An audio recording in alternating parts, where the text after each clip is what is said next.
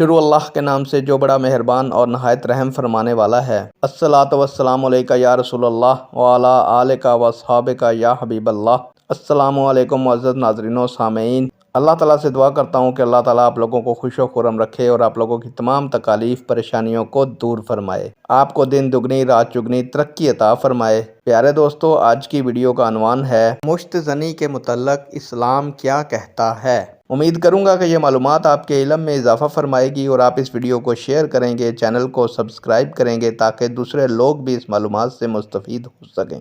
بڑھتے ہیں ویڈیو کی جانب۔ حضرت ابن عباس رضی اللہ تعالیٰ عنہ سے پوچھا گیا کہ ایک شخص اپنے آلائے تناسل سے کھیلتا ہے حتیٰ کہ اس کو انزال ہو جاتا ہے۔ حضرت ابن عباس رضی اللہ تعالیٰ عنہ نے فرمایا کہ باندی سے نکاح کرنا اس سے بہتر ہے اور یہ زنا سے بہتر ہے۔